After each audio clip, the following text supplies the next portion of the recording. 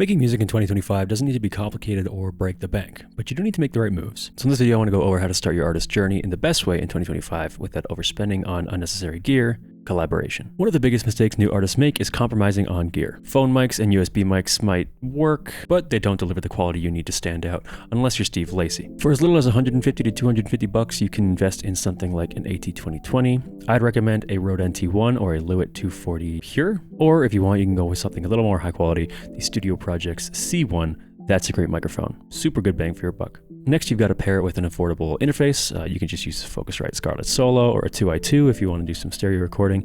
You really don't need to go all out on this. In fact, I've pretty much used a 2i2 for the last 4 years. It's crazy what you can do on just this small little piece of gear. Next, you got to set up your demo. Because remember, we're collaborating with producers. We're not becoming producers. We don't need to invest in preamps and outboard gear and really good microphones. All we've got to do is get the bare minimum line. So make a demo. Now, your demo doesn't have to be perfect. It doesn't even have to be recorded with that Rode NT1 or the microphones you bought earlier. It can be a phone demo. It can be recorded on a laptop microphone. It's whatever gets the idea out. If you're a singer-songwriter, start with vocals and a guitar. Lay down a simple track that highlights your songwriting and emotional skills and range. Now, once your demo is recorded, the next step is working with a producer. And here's why. Producers can take your raw and unfinished project into a fully radio-ready song. You can use platforms like SoundBetter, maybe even Fiverr, or just reach out to a producer via Instagram or any other social media. And those are great places to find producers specialized in your kind of genre. When reaching out, introduce yourself, share your demo, some reference tracks that reflect your vision, or like some artists that you really like and want to kind of relate to mixing songwriting-wise. Now that you're actually working with a producer, here's what to expect. So producers handle stuff like mixing, production, arrangement, and specifically on my end, adding instrumentation. For example, in my end, I use Superior Drummer and Archetype Corey Wong, a bunch of amp sims to create a folk,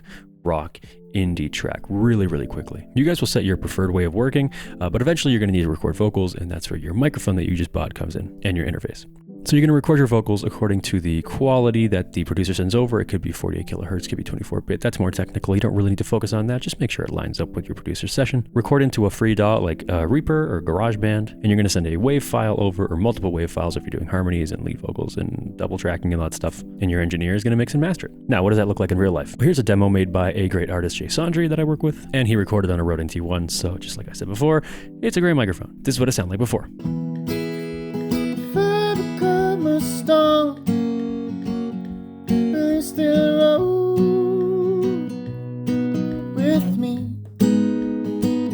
Now you can hear the passion and the great songwriting, but it's unfinished and it's raw. Now here's that same track after we produced and mixed and mastered it.